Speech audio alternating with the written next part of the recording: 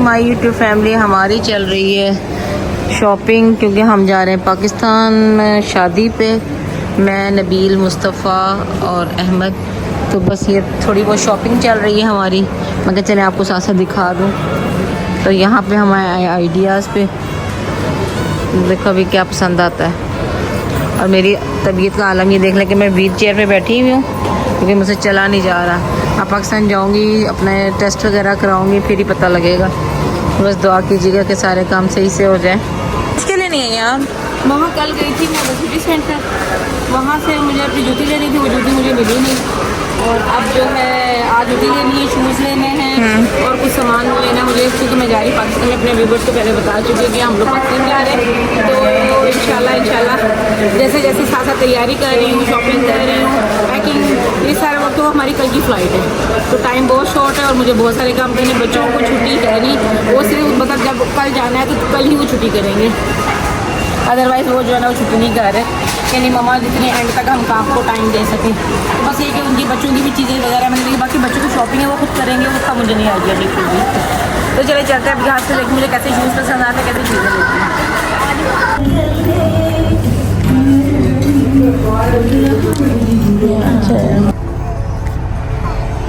Bill गया ना, pizza लेने गया मैं, अब मैं बॉटल्स वगैरह लेने गया। अस्सलाम वालेकुम, कैसे हैं आप सब? उम्मीद करती हूँ कि आप सब ठीक ठाक होंगे। मैं भी अल्हम्दुलिल्लाह बिल्कुल ठीक हूँ। वेलकम टू माय चैनल कमल की दुनिया।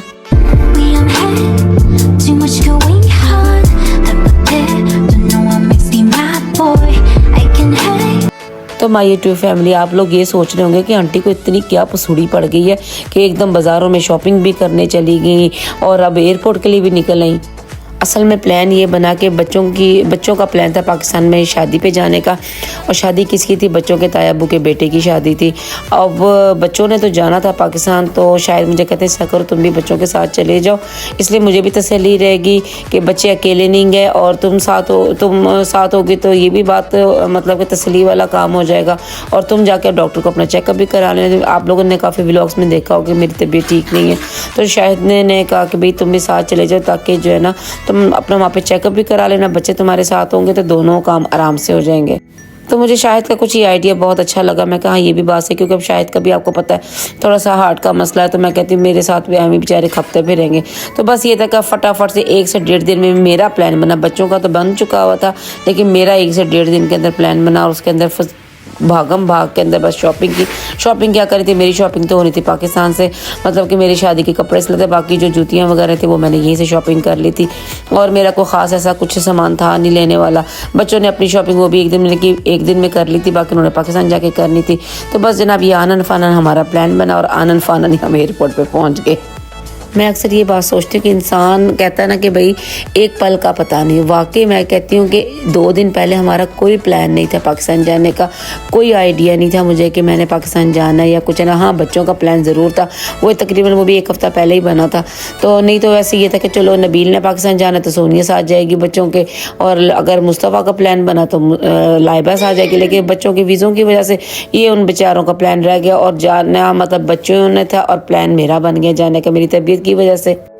इसलिए कहते हैं कि जो होता है अच्छे के लिए होता है। बस अब ये था कि मैं, नबील और मुस्तफ़ा हम लोग जो है ना मतलब कि काफ़ी अरसे बाद हम तीनों माँ बेटे ने अकेले सफ़र किया। अकेले से मुराद ये कि बच्चे इतने कामों में बिज़ी होते हैं और उन लोगों को टाइम नहीं मिलता। नबील तकरीबन 4 साल बाद पाकिस्तान जा रहा था और मुस्तफ़ा जा रहा था 3 साल बाद।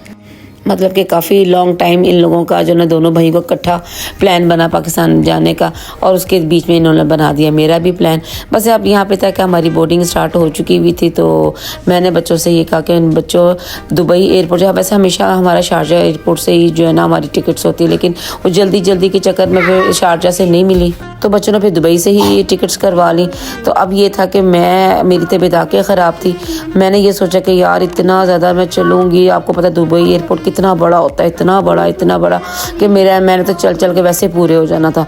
तो फिर मैंने बच्चों से कहा बच्चों बेहतर ये है कि व्हील चेयर करवाते हैं, हालांकि वो टिकट के साथ करवानी पड़ती है, लेकिन मैंने मतलब पहले कहा नहीं, मैंने कहा नहीं मैं चल लूँगी, कोई मसला नहीं। मुझे ये आइडिया ही नहीं था कि दुबई से इन्होंने टिकट्स करवाई हैं। तो जहाँ पे हमारी बोर्डिंग हो रही थी ना, तो मैं नबील से कहती, मैं कहा नबील इस तरह करो, मुझे ना व्हील चेयर का इंतज़ाम करवा दो। तो कहता मम्मा नहीं हो सकेगा, क्योंकि वो पहले करवाना पड़ता है टिकट के अंदर, तो आपने पहले बोला नहीं था। तो मैंने कहा अब क्या हो सकता है। तो वो जो बोर्डिंग मतलब कि हमारे कर रही थी लेडी, तो वो कहती है मतलब उन्होंने इंग्लिश में नबील से पूछा कि तुम्हारी मम्मा क्या कह रही थी। उसने कहा कि मेरी मम्मा ने कहा कि भाई अगर आप व्हील चेयर का इंतज़ाम कर दें तो मेरे लिए आसानी हो जाएगी। वो समझे कि शायद मेरा कोई टांगों का ऑपरेशन हुआ हुआ है इस वजह से। तो मैंने उनको कहा नहीं भाई टांगों का कोई मसला नहीं, सिर्फ मेरे पेन है टांगों के अंदर, इस वजह से मैं चल नहीं सकती। तो उन्होंने, मैं कहती हूँ कि 1 सेकंड भी नहीं लगाया और उन्होंने फौरी तौर पे जो है ना व्हील चेयर का मेरा इंतज़ाम किया। मैं कहती हूँ मैं इतने आराम से, इतने सुकून से मैंने मतलब कि पूरा एयरपोर्ट कवर किया ना, मैं आपको बता नहीं सकती। मतलब कि उसके लिए मुझे कोई एक्स्ट्रा पे नहीं करना पड़ा, कोई मुझे ऐसी कोई जद्दोजहद नहीं करनी पड़ी। बस वो ये था कि मेरी मतलब कि मेरे चलने का अंदाज़ ही इतना ख़राब हुआ था कि मैं जो ना उनको ख़ुद भी नज़र आ रहा था कि भाई इस लेडी से नहीं चले जाना। तो मैं कहती इतने आराम से मैंने व्हील चेयर पर सारा सफ़र किया। नबील और मुस्तफ़ा मेरे साथ है, आगे मैं उनको देख देख के हंस रही थी। मैं कह लोगों ने कहना एड्डी मोटी माई है, तेनों की तकलीफ है जेडे व्हील चेयर पर जाती पई है। तो मैं नबील और मुस्तफ़ा से मैं कहा नबील मुझे तो शर्म आ रही है। कहता मम्मा कुछ नहीं होता, आपकी जो इतनी तकलीफ़ है आपसे नहीं चला जा रहा, ये ना कि वहाँ पे शादी पे पहुँच के आपका बुरा हाल हो जाए और जो ना आप शादी भी ना अटेंड कर सको। मैं कहा ये बात तो सही है कि यहाँ से बंदा पहले से एहतियात कर ले। आगे मैंने अपनी इतनी लापरवाही की है कि मैंने अपना कभी ख्याल ही नहीं किया कि भाई मेरा कि मतलब आपको पता है माएँ कहाँ इतना परवाह करती हैं इस चीज़ की कि हाँ जी बस थोड़ा बहुत कोई दवाई शवाई खा ली तो आराम आ गए तो ठीक है, नहीं तो कितनी ख़ास परवाह तो करते नहीं। लेकिन मेरे ख्याल में अब हमें अपनी केयर करनी चाहिए। जब आप 40-45 के होते हो तो आप लोगों को लाजमी अपनी केयर करनी चाहिए। हम लोग अपनी केयर नहीं करते और फिर इस हाल पे पहुंच जाते हैं कि हमें व्हील चेयर लेनी पड़ जाती है। लेकिन मेरे अपने बच्चों के साथ ये यादगार सफ़र था, क्योंकि नबील और मुस्तफ़ा दोनों भाई बहुत रिलैक्स थे, क्योंकि काफ़ी देर बाद जा रहे थे। अब आपको पता है कि जब बच्चे इतना लॉन्ग टाइम काम करते रहे तो फिर जब उनको छुट्टी के कोई 10-12 दिन मिल जाए तो उनके लिए तो होती है गनीमत। आके यहाँ पे आपको पता है ईद आती है या कोई और कोई त्यौहार, यहाँ मतलब ईदों की छुट्टी आती है, इसके अलावा यहाँ तो कोई छुट्टी आती नहीं दुबई में।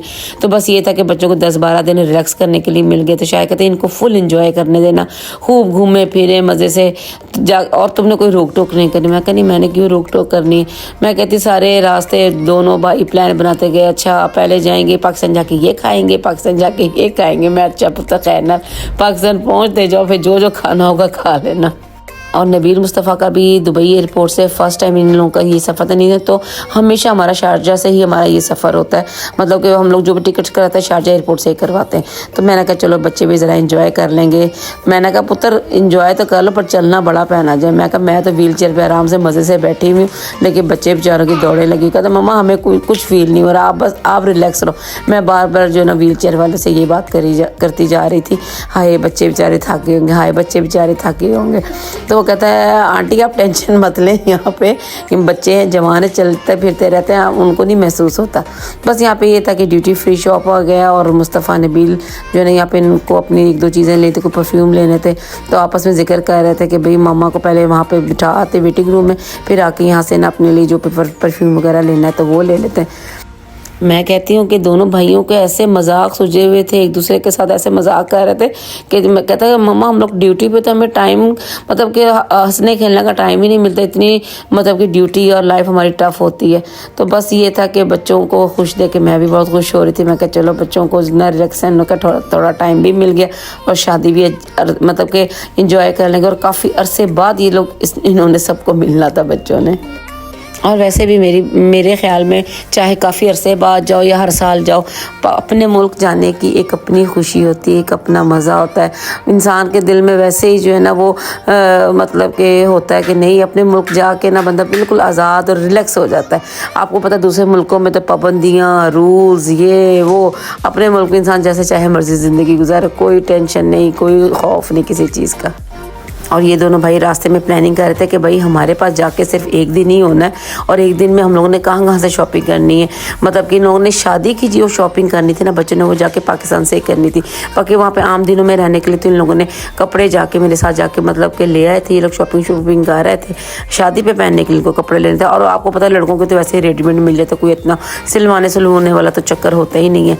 और यहाँ पर जो था ना मतलब आपको या दुबई में तो आपको पता है इतने अच्छे मतलब शादी के लिए आते तो कपड़े मिलते नहीं है। मैं कहीं इनको मैं बिल्कुल रिलैक्स, 2-3 दिन लोगों ने सूट लेने और वहाँ पाकिस्तान जाके तुम लोग को आराम से मिल जाएंगे।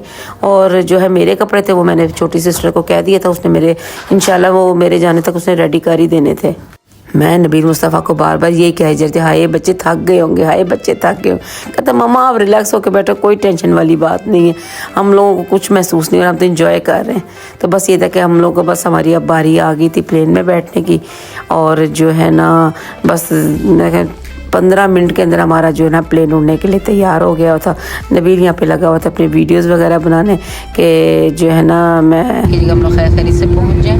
तो चले, मैंने कहा चलो आपको बता दो कि हमारा प्लेन उड़ने लगा। अरे बेल्ट कोई स्टेशन लगानी पड़ेगी ना मुझे मुस्तफा, उन्होंने आके किससे की मेरी स्टेशन, ये जी मैं बेल्ट लगाने लगी हूँ लेकिन मेरे आ नहीं रही पूरी, जो मुझे शायद स्टेशन लगानी पड़ेगी।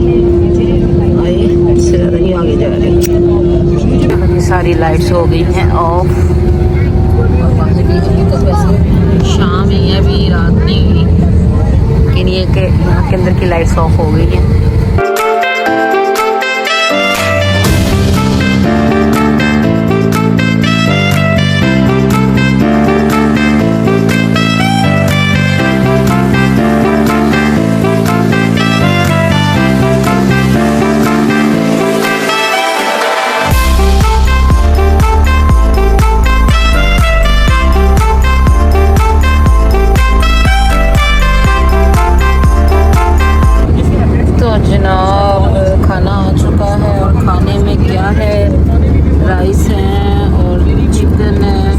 साथ मैक्रोनी है, केक पीस है, साथ दही है। नबील और मैं आपको बताऊं, हमने सुबह से हम लोगों ने नाश्ता भी नहीं किया और हम लोगों ने सबसे पहले खाना खोल लिया अपना, क्योंकि हमें बहुत भूख लगी है।